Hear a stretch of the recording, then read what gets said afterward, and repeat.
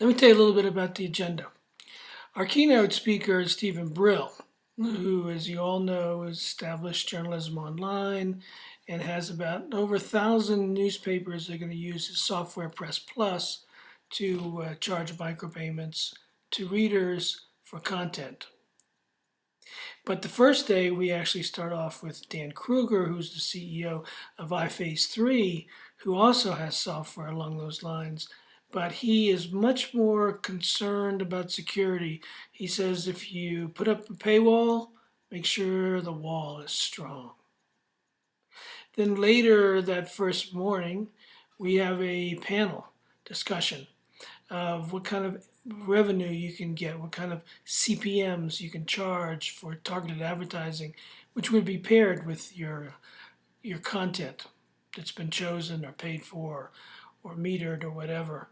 The CPMs, according to this panel of experts, could rise from the $8 that currently we get online for some targeted BT advertising, could rise as much as they've got examples of $300, $350, $500, $1,000, $2,000, even higher than that CPMs for very targeted advertising.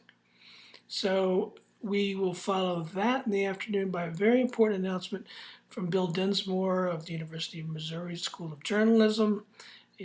And then after that, in the afternoon, that first day, we've got speakers from Germany, where there are more than a couple of experiments going on where PDFs, pages of one newspaper is mixed with another newspaper. People get to choose what combination of newspapers they want for their own personal newspaper.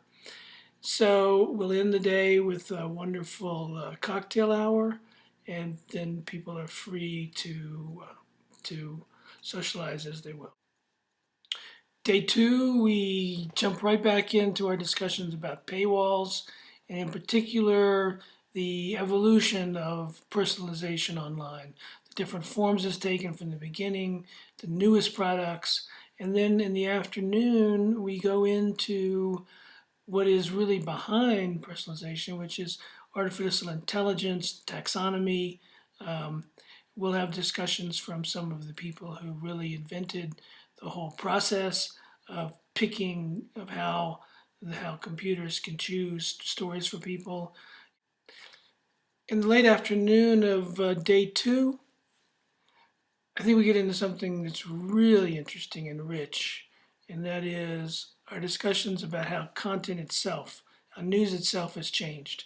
It's evolved. It's evolved from what is traditionally breaking news, news chosen by editors as important, news that people should know and thus prioritize in terms of importance, and totally switched to news that's only important to people, and its only value is it's important to people, not its historical or hierarchical importance in the world of affairs, but just people are interested in. And that's where you get into more of the Twitter and Facebook approach to news.